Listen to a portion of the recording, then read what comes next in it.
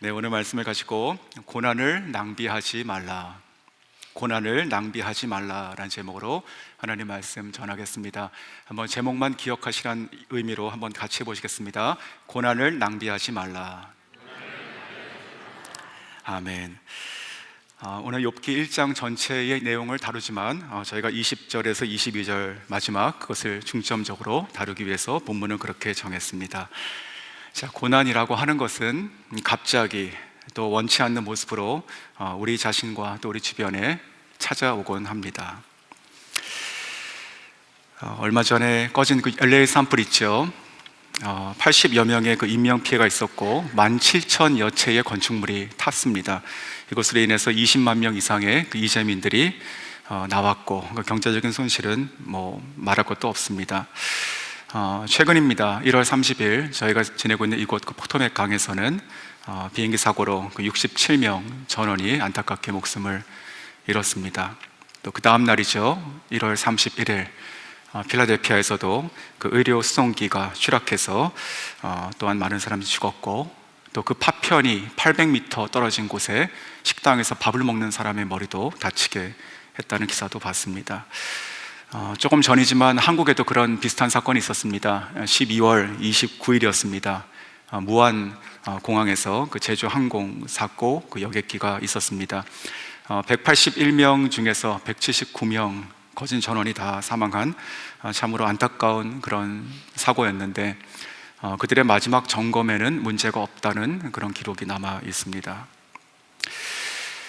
저희들이 보면 이런 모든 것들은 우리들에게는 안타까운 뉴스고 일입니다. 하지만 그것을 당한 한 사람 한 사람과 그 가족에게는 어떤 일일까요? 특별히 아직도 정말 꽃피지 않는 그 청소년 아이들을 보낸 그 부모님들, 또 그 가정은 아마도 그 마음과 그 가정 자체가 산산조각 났을 것입니다. 말씀을 준비하며 찾아보니까 그 제주항공 그 사망자 가족이 오열하면서 이런 얘기를 하는 걸 봤습니다. 시신을 찾았는데 시신을 다시 온전한 모습으로 만들 수 있습니까? 시신을 찾은 게 감사한 것이 아니라 시신으로 돌아온 것을 누가 다시 나의 딸로 만드냐, 그런 오열이었습니다. 자, 저희들에게도 살아가면서 얼마든지 갑자기 원치 않고 또 돌이킬 수 없도록 찾아오는 그런 순간들이 있습니다. 개인적으로 저에게는 2017년 11월 달 제가 선교지에서 갑자기 아버지가 쓰러졌다는 소식을 들었을 때가 떠올랐습니다. 급히 한국으로 비행기를 타고 들어갔고 이제 밤에 도착했는데, 그 다음날 아침에 병실을 찾아가서 뵌다고 생각하고 잤다가 새벽 1시쯤 연락을 받고 다시 병원으로 갔습니다. 아버지께서 의식을 잃으셨다는 소식이었고, 결국은 깨어나지 못하시고 돌아가셨습니다. 제가 선교지에 돌아와서 약 한 2달 정도 어떤 마음이 들었냐면, 내가 사랑하는 가족과 떨어져 있고 또 사랑하는 가족을 잃는데 내가 누군가에게 구원을 위해서 복음을 전하는 것이 의미가 있는가? 가슴에 큰 그 철근 덩어리를 가지고 사는 것처럼 그렇게 힘들었었습니다. 저희 가운데도 그런 분들 계실 것이지요. 갑자기 크고 작은 일들이 일어나고 또 갑자기 수술을 받아야 되는 성도님들 계시고, 또 정권이 바뀌어서 신분이나 아니면 직장 때문에 마음 초래하시는 분들도 지금 계십니다. 얼마 전에 만난 한 청년은 지금 대학교 4학년 졸업반인데 200군데의 이력서를 넣고 그 중에 2군데에서 인터뷰를 하자고 왔는데 한 군데도 대답이 다시 그 이후에는 없다고 하면서 초조하게 있는 모습도 봤습니다. 그런 것을 보면 나이에 관계없이 우리의 전체 일생은 고난의 연속이라고도 할 수 있습니다. 자, 오늘 욥을 저희가 봅니다. 만약에 저희가 욥을 오늘 이 자리에 강단에 세운다면 어떻게 그를 소개할까요? 어떻게 그가 그를 소개할까요? 자, 성경이 그를 소개하는 것을 보면 참으로 놀라운 소개를 하고 있습니다. 이 사람을 소개하며 고난과는 전혀 상관없을 사람으로 소개하고 있습니다. 자, 1절 보시겠습니다. 자, 우스 땅에 욥이라 불리는 사람이 있었는데 그 사람은 온전하고 정직하여 하나님을 경외하며 악에서 떠난 자더라. 자, 온전하고 정직하고 하나님을 경외하고 악에서 떠난 자다. 그리고 쭉 계속 읽어보시면 그의 아들과 딸 도합 10명이 있었고요. 그리고 양이 7,000마리, 또 낙타가 3,000마리, 소가 500마리, 암나귀가 500마리, 또 수많은 종들을 거느렸던 당대 거부였습니다. 동시에 그는 교만하지 않고 늘 하나님 앞에서 자신을 낮추고 돌아보며 혹시라도 자기 자신과 자기 아이들이 마음속 생각으로나마 하나님께 죄를 지었을까 돌아보며 늘 제사를 지냈던 아주 경건한 신앙인이었습니다. 자, 5절 한번 보시죠. 욥이 그들을 불러다가 성결하게 하되 아침에 일어나서 그들의 명수대로 번제를 드렸으니 이는 욥이 말하기를 혹시 내 아들들이 죄를 범하여 마음으로 하나님을 욕되게 하였을까 함이라. 자, 이와 같이 살았던 욥을 하나님께서는 자랑하시고 인정하십니다. 8절, 여호와께서 사탄에게 이르시되 내가 나의 종 욥을 주의하여 보았느냐. 그와 같이 온전하고 정직하여 하나님을 경외하며 악에서 떠난 자는 세상에 없느니라. 자, 이 정도의 사람이라면, 자, 이러한 욥이라면 그의 인생은 오직 복을 받는 인생만 살아야 할 것 같습니다. 그런데 저희가 욥의 인생을 보면 성경 전체에서 그 누구에게도 일어나지 않을 것 같은 그 모든 재앙의 모든 종류의 재앙들이, 그것도 사단이 총력을 다해서 무너뜨리는 그 재앙이 갑작스럽고 동시적이고 총체적으로 단 하루 만에 일어나게 됩니다. 그 내용이 13절부터 19절의 내용인데, 요약하면 한날에 단 하루 만에 밭을 갈던 소 500과 풀을 먹던 나귀 500 종들 다 죽게 되고 빼앗겼고, 또 하늘에서 불이 떨어져서 양 7,000마리가 불살라 죽었고, 또 갈대아 사람들이 쳐들어와서 낙타 3,000을 빼앗아갔고, 그리고 결정적으로 19절과 18절과 19절 내용입니다. 그가 아직 말하는 동안에 또 한 사람이 와서 아뢰되 주인의 자녀들이 그들의 맏아들의 집에서 음식을 먹으며 포도주를 마시는데 거친 들에서 큰 바람이 와서 집 내 모퉁이를 치매 그 청년들 위에 무너짐으로 그들이 죽었나이다. 나만 홀로 피하였으므로 주인께 아뢰러 왔나이다 한지라. 자, 이 모든 것이 한날에 일어나게 됩니다. 한날에. 만약에 성도님이 이 욥이라면, 아니 지금 우리가 훑어봤던 이 내용 중에서, 이 고난 중에서 단 한 가지라도 저희가 당한다면 어떤 심정일 것 같으십니까? 아마 삶이 송두리째 날아가고 산산조각 나는 그런 경우가 아닐까요? 이런 식의 표현이 그저 말이 아니라 정말 문자적으로 그렇게 된다면 저희들은 신자로서, 하나님을 믿는 신자로서 그러한 고난들을 어떻게 이해해야 되며 또 어떻게 반응해야 됩니까? 자, 오늘 말씀의 제목을 고난을 낭비하지 말라 이렇게 정했습니다. 자, 그렇다면 먼저 낭비하는 것이 무엇일까 한번 생각해 보겠습니다. 첫 번째로, 고난을 낭비하는 것은 원망하는 것입니다. 자, 어찌 보면 이러한 순간에 우리가 원망하는 것은 당연하고 또 자연스러운 반응입니다. 하나님, 어찌하여 나에게 왜 이런 일이 일어납니까? 특별히 이 욥처럼 나는 늘 하나님께 올바로 살려고 노력하고 있고, 또 신앙생활도 최선을 다하고 있고, 또 모든 일에 할 수 있는 대로 정직하게 살고 있습니다. 근데 어떻게 하여 나에게 혹은 우리 집에 이런 일이 일어나야 됩니까? 자, 이렇게 우리가 하나님께 원망할 수 있습니다. 자, 이 원망에 대한 것은 저희가 더 설명하지 않아도 된다고 생각이 듭니다. 원망은 하나도 유익한 것이 없고 옳은 일도 아니며 하나님께서 기뻐하지 않으시고 고난의 때에 우리의 고난 자체를 낭비하게 하는 것뿐입니다. 자, 두 번째 고난을 낭비하는 것이 무엇일까요? 두 번째는 침체되는 것입니다. 그 고난 가운데 빠져들어가는 것이죠. 이 고난이 너무 오래되고 깊어서 하나님을 믿는 그 믿음 자체가 점점 희미해집니다. 그리고 소망이 막연히 멀어지게 되고, 또 그저 이 고난이 더 심해지지 않기를 바라는 마음이 됩니다. 그것을 다행이라고 여기게 되는 것이죠.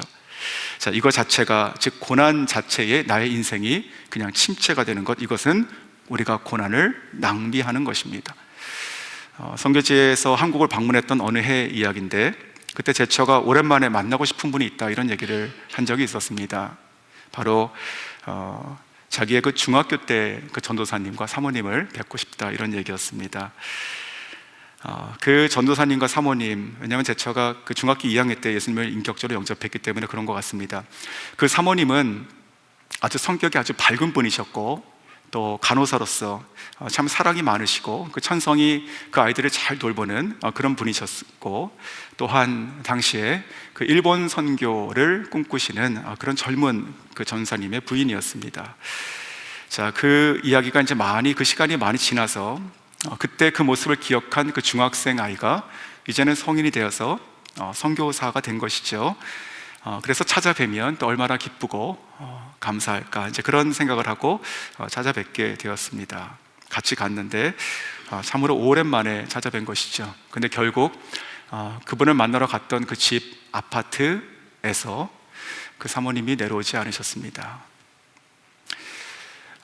그 이후에 이분은 안수를 받으시고 이제 개척 목회를 하셨는데, 재정적인 어려움, 그리고 또 목회의 그 많은 상처와 어려움들, 그런 것들이 계속 밀려오며 버티지 못하고, 특별히 이 사모님께서 심각한 우울증 그리고 공황장애를 앓고 계신 것이었습니다.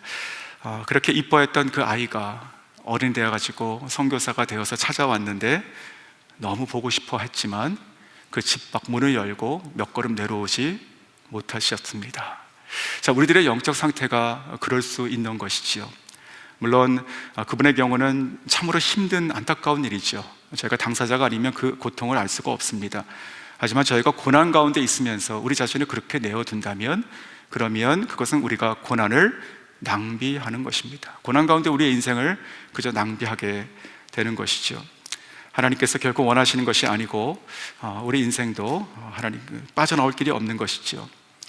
혹시라도 지금 이 자리에 그와 같은 마음과 심정이 있으신 분이 있다면 더 이상 그곳에 자신을 두지 마시고 하나님을 의지하시고 나오시기를 주님의 이름으로 축원합니다. 자, 이제부터 그러면 제 말을 한번 들어보십시오. 그렇다면 고난을 낭비하지 않는 것은 무엇일까? 자, 우리가 고난을 낭비하는 것 두 가지만 말씀드렸습니다. 원망하는 것, 그리고 고난 가운데 침체되어서 그냥 머무는 것. 이것은 고난의 시간을 통해서 나의 인생을 그냥 낭비해버리는 것이다. 자, 반대로 그렇다면 고난을 낭비하지 않는 것은 무엇인가? 첫 번째, 고난 중에 그 고난에 대해서 하나님께 묻는 것입니다. 하나님께 물으라. 하나님, 지금 내가 당하는 이 어려움들을 왜 나에게 주신 것입니까? 이 고난 가운데 하나님께서 나에게 깨닫게 하시는 것이 있다면 그것이 무엇입니까? 라고 묻는 것입니다. 이것은 원망하는 것과 다른 것이지요. 한국에 한호 목사님하고 계신데 그분이 이렇게 얘기하는 걸 들었습니다. 우리의 생각은 이 고통을 빨리 끝내는 것이 목적인데, 빨리 끝내기만 하고 아무것도 못 배우고 나오면 고통을 낭비하는 것입니다. 하나님이 허락하신 고난이라면 하나님은 반드시 그 고난을 통해서만 배울 수 있는 놀라운 레슨을 그 속에 담아 놓으셨기 때문입니다. 성도 여러분, 고난 중에 하나님께 물으시기를 바랍니다. 고난 가운데 그냥 원망과 침체하는 것이 아니라 하나님께 물으셔야 됩니다. 단지 이 고난이 없기를, 빨리 지나가기를 바랄 것이 아니라, 하나님께서 이 고난을 나에게 허락하셨다면 이 고난을 통해서 하나님께서 나에게 말씀하시는 것, 내가 깨닫고 알아야 될 것이 무엇인지를 물으셔야 됩니다. 그 가운데 하나님의 축복이 있는 것이고, 하나님께서 나에게 주신 고난이라면 이 고난과 이 시기에 이 고난을 통해서만 내가 깨닫고 나아갈 수 있는 축복이 그 안에 있기 때문에 그렇습니다. 히브리서 12장 6절도 이렇게 말씀하십니다. 주께서는 사랑하시는 사람을 연단하시고 아들로 받으신 사람들마다 채찍질 하신다. 자, 주께서는 사랑하시는 사람을 연단하시고 하나님의 아들로 받으신 자마다 채찍질 하십니다. 자, 어떤 사람과의 관계의 그 어려움 속에서 저희가 전심으로 하나님께 돌아오기도 하게 되는 것이고, 또 육신의 질병 혹은 고통 가운데 저희들의 자아가 깨지고 하나님 성령님을 부르게 되기도 하고, 또 이유 없이 우리의 삶의 터전이 무너지는 것 같고 생활이 위협받는 것 같이 되었을 때 비로소 우리들의 곧은 목을 들어서 하늘을 쳐다볼 수 있게 하십니다. 고난 자체가 우리들의 삶을 낭비하는 것이 절대로 아닙니다. 그 고난을 낭비하는 인생이 잘못된 것이지요. 고난 중에 우리가 하나님의 뜻을 구하고 나간다면 그 고난은 절대로 우리 인생의 낭비가 될 수가 없습니다. 야고보서 5장 13절에도 이렇게 말씀하십니다. 너희 중에 고난 당하는 자가 있느냐? 그는 기도할 것이요. 자, 기도, 하나님께 묻고 도우심을 구하라는 것이죠. 고난 중에 하나님께 기도하시고 물으시며 그 고난 가운데 있는 축복의 뜻을 찾으셔서 고난을 낭비하지 않으시는 저희 모두가 될 수 있기를 주님의 이름으로 축원합니다. 자, 두 번째, 고난을 낭비하지 않는 것은 무엇일까요? 바로 하나님의 두루심에 거하는 것입니다. 하나님의 두루심 안에 거하라. 자, 이제부터 욥에 대해서 한번 생각해 보겠습니다. 과연 그는 이유 없이 다 잃었을 때, 하나도 남은 것이 없었을 때 하나님께 어떻게 반응하고 나아갔을까요? 자, 20절 보시면 욥이 일어나 겉옷을 찢고 머리털을 밀고 땅에 엎드려 예배하며. 자, 일어났지요. 자, 침체되지 않았습니다. 일어났습니다. 그리고 겉옷을 찢고 머리털을 밀었다. 이것은 슬픔을 표현하는 것인데 이것은 당연한 것이죠. 자, 어찌 눈물이 터지지 않았을까요? 자, 그런데 중요한 것은 그 다음에 기록된 것입니다. 땅에 엎드려 예배했다. 하나님 앞에서 예배하며 주여 하고 나간 것이지요. 이것이 욥이었습니다. 즉, 이 예배, 이 자세가 지금 욥으로 하여금 그의 인생을 고난으로 낭비하지 않게 했다는 말입니다. 자, 그렇다면 어떻게 욥은 이와 같이 이 순간에 하나님께 나아가서 예배할 수 있는 이 모습이 될 수 있었을까? 어떻게 가능했을까? 자, 그 핵심이 저는 10절이라고 봅니다. 자, 10절. 주께서 그와 그의 집과 그의 모든 소유물을 울타리에 두르심 때문이 아니니까. 주께서 그의 손으로 하는 바를 복되게 하사 그의 소유물이 땅에 넘치게 하셨음이니이다. 자, 그와 욥과 그의 집과 모든 것을 울타리로 두르심 때문이 아닙니까? 자, 욥이 지금 다 빼앗겨도 한 가지 빼앗기지 않는 것이 있었으니 그것이 무엇이죠? 바로 여호와의 울타리, 두루심이었습니다. 자, 여기서 쓰인 그 울타리는 원어를 찾아보니까 그 뜻이 가시 울타리입니다. 즉, 그 당시에 그 비나 바람 혹은 맹수 같은 것으로부터 자기의 재산들, 가축들을 또 가족들을 지키도록 가시로 두른 울타리를 쓰고 있습니다. 자, 호세아서 2장 6절도 같은 그 단어가 쓰였는데, 그러므로 내가 가시로 그 길을 막으며 담을 쌓아 그로 그 길을 찾지 못하게 하리니. 즉, 하나님께서 가시로 막으시고 두르시면 악한 자도 혹은 선한 자도 오직 여호와 외에는 들어갈 수 없다라고 하시는 것이죠. 성도 여러분, 제가 고난을 낭비하지 않기를 원합니다. 고난 중에 여호와의 두르심을 깨닫기를 원합니다. 그 앞으로 나와서 우리가 엎드려서 하나님을 예배할 수 있기를 진심으로 소원합니다. 자, 조성은이라고 하는 자매가 있습니다. 그는요, 그 심한 그 허리 디스크를 앓고 있을 때 이런 간증을 했습니다. 허리 디스크가 아주 심해서 다리 끝까지 방사통이 오는 것이죠. 신경이 눌려서.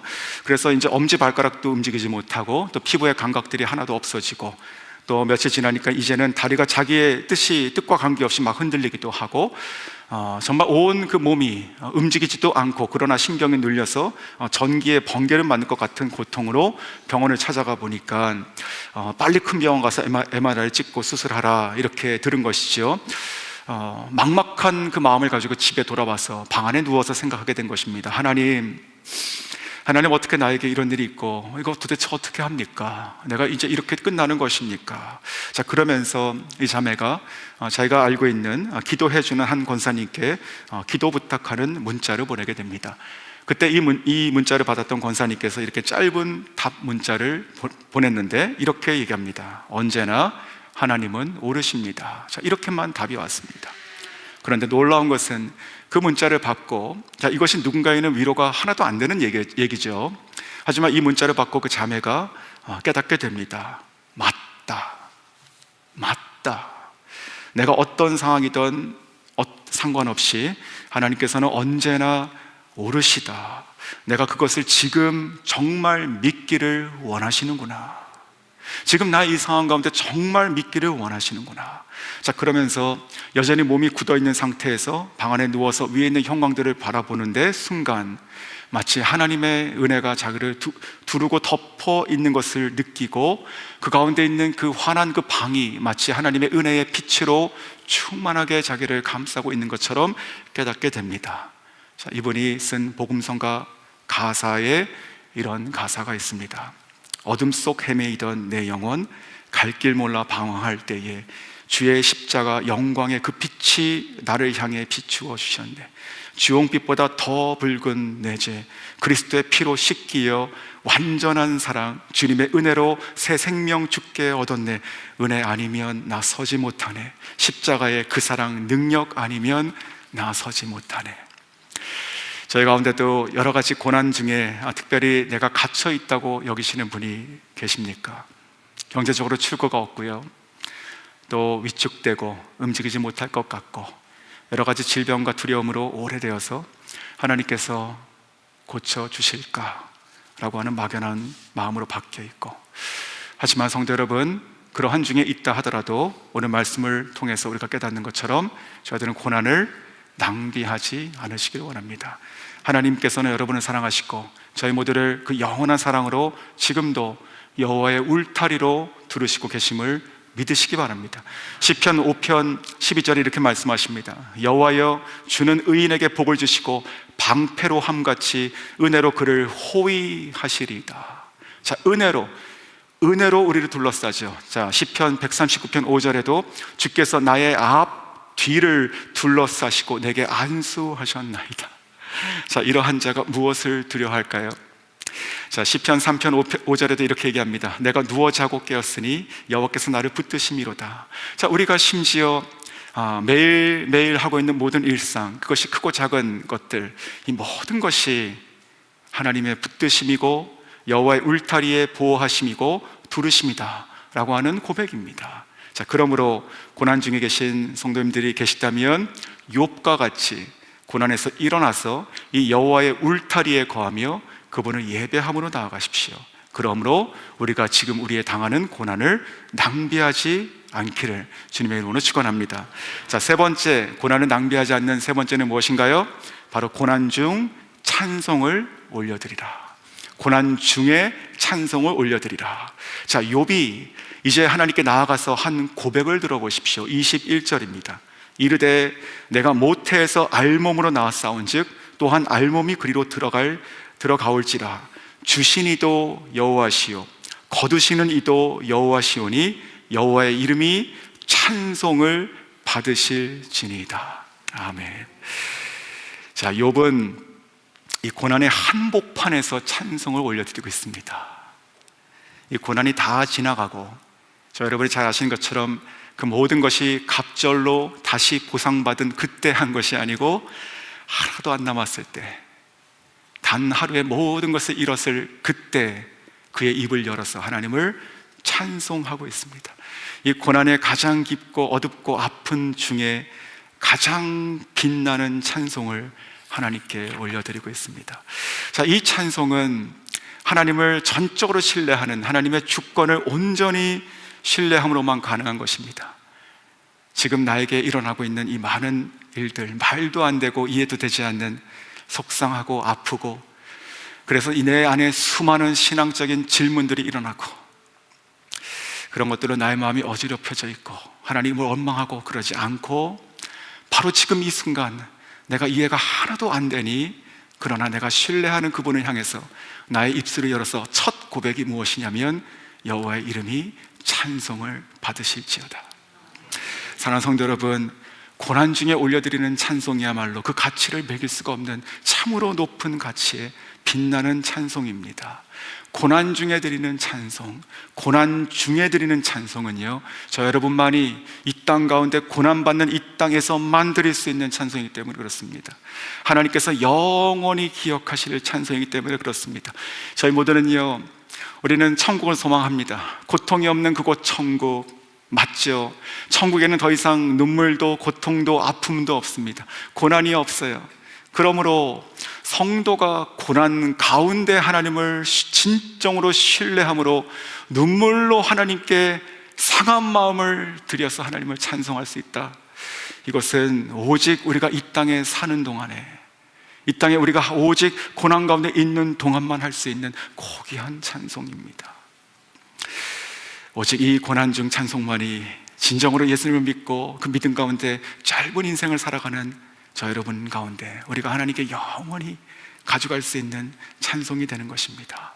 천사가 흠모하는 찬송, 흉내도 낼 수 없는 그 찬송, 오직 하나님의 자녀이기 때문에 허락하신 그 고난 가운데 하나님을 신뢰함으로 아버지께 드리는 특권의 찬송입니다. 자, 예수님께서도 이 땅을 살아가시며 많은 고난 가운데 계시며 하나님께 찬송하고 하나님께 신뢰를 했습니다. 성도들이 또한 우리가 고난 가운데 그 눈물로 하나님께 올려드리는 그 찬송이야말로 진정으로 영원히 빛나는 찬송일 줄 믿습니다. 시편 56편 8절에 나의 눈물을 주의 병에 담으소서, 이것이 주의 책에 기록되지 아니하였나이까. 주님의 책에 기록되는 천국의 영원히 박제가 되는 나의 눈물의 찬송 하나님께서 원하십니다. 그러므로 사랑하는 성도 여러분, 고난을 낭비하지 마시기 바랍니다. 우리가 눈물로 고난을 영원히 아름다운 찬송으로 승화시켜서 우리들의 입술에 지금 담아야 됩니다. 이 땅에서의 어떤 고난도 결코 영원하지 않습니다. 다 끝이 있어요. 하지만 고난 중에 드려지는 이 찬송은 영원히 주님의 책에 기록이 된다고 말씀하십니다. 나아가서 분명 하나님께서는 이 고난을 통해서 저와 여러분에 있어서 하나님께서 하나님을 더 깊게 만나게 하시고 또한 이 땅을 살아가는 중에도 모든 것을 합력하여 선을 이루시는 하나님을 우리가 믿으시기 바랍니다. 베드로전서 5장 10절에 이렇게 말씀하시죠. 모든 은혜의 하나님 곧 그리스도 안에서 너희를 부르사 자기의 영원한 영광에 들어가게 하시니가 잠깐 고난을 당한 너희를 친히 온전하게 하시고 굳건하게 하시며 강하게 하시며 터를 견고하게 하시리라. 자, 그러므로 우리도 이 욥과 같이, 그리고 또 성경의 수많은 정말 이 세상의 어떤 고난도 감당하지 못했던 위대한 믿음의 사람들의 고백처럼 찬송하리로다. 그는 우리 주 예수 그리스도의 하나님이시요 아비의 아버지시요 자비의 아버지시요 모든 위로의 하나님이시며 우리의 모든 환난 중에서 우리를 위로하사 우리로 하여금 하나님께 받은 위로로서 모든 환난 중에 있는 자들을 능히 위로하게 하시는 이시로다 라고 고백할 수 있는 여러분 될 수 있기를 원합니다. 자, 고난을 낭비하지 않는 저희들, 다시 한번 오늘 본문을 읽고 마치겠습니다. 고난 가운데 욥의 음성을 들으시기 바랍니다. 욥이 일어나 겉옷을 찢고 머리털을 밀고 땅에 엎드려 예배하며 이르되 내가 모태에서 알몸으로 나았사온즉 또한 알몸이 그리로 돌아가올지라. 주시니도 여호와시요 거두시니도 여호와시오니 여호와의 이름이 찬송을 받으실지니이다. 이 모든 일에 욥이 범죄하지 아니하고 하나님을 향하여 원망하지 아니하리라.